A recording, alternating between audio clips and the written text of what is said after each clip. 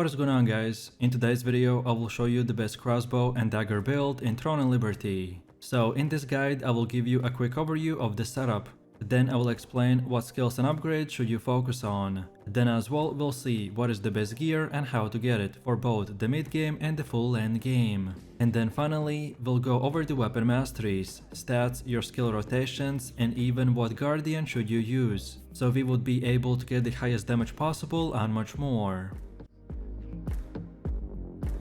This is currently the highest DPS setup in the game.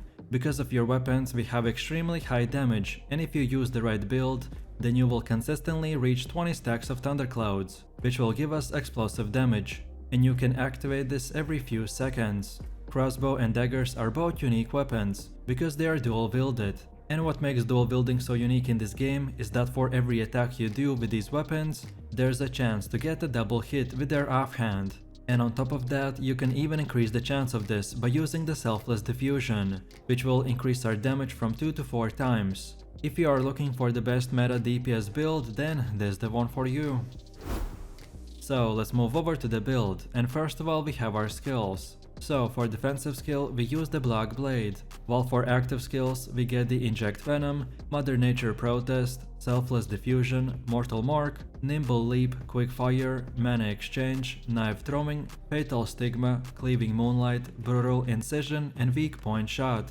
As you can see from the gameplay, I don't have all of the same skill icons on my bar. It is because the skill icons will change depending on our specialization setup. So, Inject Venom will turn into the Lightning Infusion, and Brutal Incision will turn into the Thunderclouds Bombing. And then for passive skills, we get the Bloodlust, Nature's Power, Ambidexterity, Piercing Strike, Assassin's Instincts, Wrathful Edge, Destructive Fang, and Murderous Energy. Then as for skill upgrade priority, for active skills we mainly want to focus on the Black Blade, Quick Fire, Cleaving Moonlight, Brutal Incision, Inject Venom, Selfless Diffusion, and Mana Exchange. While for passive skills we focus on Assassin's Instincts, Wrathful Edge, Nature's Power, Piercing Strike, Ambidexterity, and Murderous Energy. And then for the rest of your skills, they're not as important, so just upgrade them as you progress through the game. Also, remember to always upgrade all of your skills to blue first, before moving on to the purple. Next we have the skill specialization, and for Inject Venom, select the Lightning Infusion and cooldown reduction. Then for Selfless Diffusion, don't select anything. Then for Nimble Leap, get the consecutive use and cooldown reset. Then for Mana Exchange, get the skill effect enhanced. Then for Fatal Stigma, get only damage increase. Then for Brutal Incision, get the Thunderclouds Bombing. Then for Mother Nature Protest, get the Lightning Arrow. For Mortal Mark, don't select anything. Then for Quick Fire, get 3 of these, so the minimum chain fire, damage increase and cooldown. For Knife Throwing, get additional hit. Then for Cleaving Moonlight, select the consecutive use, effect accumulation and attack speed increase. And finally for Weak Point Shot, don't get anything. Next we have the weapon mastery, and this is how it should look like for the crossbow. So take a look at the middle and get everything from the mystical region until the cold vision. Then now go to the bottom and select that entire row.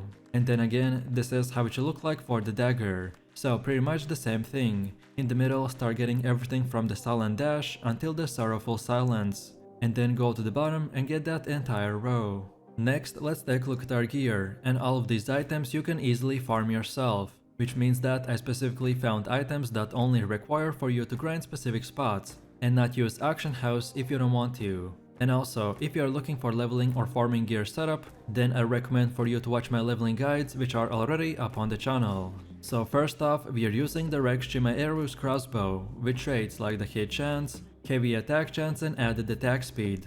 All gear should be at its max level, and you can get this item's crafting recipe from the Temple of Slaughter. Next we have the Licorious Wicked Thorns, with traits like the hit chance, heavy attack chance, and critical hit chance. You can get it from the Cave of Destruction. Next we have the Elusive Hex Weaver Hat, with max health, melee evasion, and cooldown speed. You can get it by defeating NPCs, such as the Excavator 9 or the Worker Ant. Next we have the Supreme Devotion, with mana regen, skill damage resistance, and debuff duration. You can get it from the Cave of Destruction. Next we have the Soul Mirror Carapace with magic evasion, ranged evasion and buff duration. You can also get it from the same place, so the Cave of Destruction. Next we have the Ascendant Guardian Gloves with max mana, melee evasion and added attack speed. You can get it from the purple armor chest or in the Butcher's Canyon. Next we have the elusive Hex Weaver Pants with max health, magic evasion and debuff duration. You can get it by defeating NPCs such as the Excavator 9 or the Acid Ant, but to be honest any other blue piece will work fine as well. Next we have the Ascendant Guardian Shoes with max mana, mana regen and melee evasion. And as this is our second Transcendent set, so we will get 7.5% cooldown speed. And you can get him from the Precious Blessing Pouch or by defeating the Demon Hoof Shaman. Next up we have the Clasp of the Conqueror with max health, skill damage boost and buff duration. You can only get it from the purple armor chests. Next we have Bracers of the Primal King with max health, skill damage resistance and debuff duration. You can get it from the Cave of Destruction. Next we have the Violent Signet with max health, skill damage boost and buff duration. You can get it from the Cursed Wasteland. Next we have the Sapphire Dimensional Band with max health, skill damage boost and buff duration. You can only get it from the purple armor chests. And finally we have the Belt of the Endless Slaughter with max health, skill damage resistance and debuff duration. You can get it from the Butcher's Canyon. Last but not least, if at this current moment you only have blue gear, then don't worry because that gear doesn't really matter, and you will soon enough start changing it for the purple pieces. This setup that I showed is the best current gear that anyone can farm, but no matter what gear you choose, this build will still work fine, but this setup is just an example of what good items with good traits will look like. Next up, let's take a look at our gear upgrades. This game doesn't have a very typical gear progression, so by this I mean that you will have to upgrade pretty much anything you get. So you'll go from grey to green to blue and finally to purple. No matter at which stage of progression you're watching this video, just keep upgrading your equipment to their max level. And then when you get better gear, just transfer the experience from the old one to the new one. As for my gear recommendations is when you reach level 50, just farm accessible gear by doing open world dungeons. Also you want to extract traits from the gear for Lucent.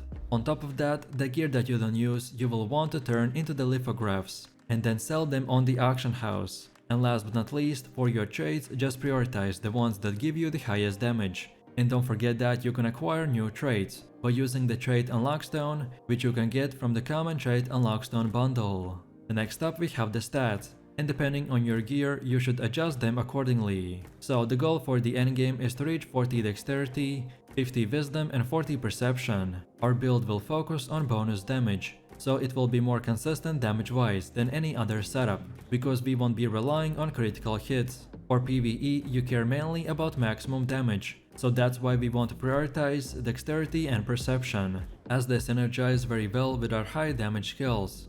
Next we have our Guardian choice, and this creature is a special transformation that can add offensive or defensive buffs to your character for 30 seconds. And for our build, the best choice is the Shade Revenant Steno. This Guardian launches projectiles every second that can crit on heavy attack. The main reason of why this Guardian synergizes so well with our build is because his projectiles that hit enemies will proc our Mother Nature's Protest and Mortal Mark, so he will increase our damage and proc our skills for a massive amounts of damage.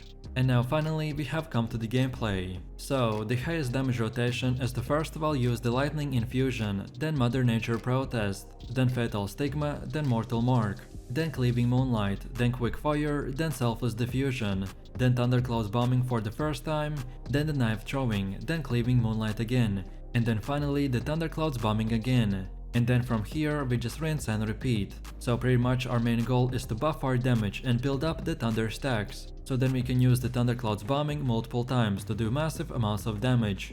Also, there are a few tips that you need to keep in mind. So first off, you will want to use the weak point shot every time that the enemy uses a fury attack, and this will help you to maintain high DPS. Also, only use the first attack of the Cleaving Moonlight every time it's ready. The second attack should never be used, because you gain attack speed while it's up. Then as well, if you ever run into mana issues, then use the Mana Exchange and the Block Blade, because these two skills are great sources of gaining and maintaining your mana throughout the rotation.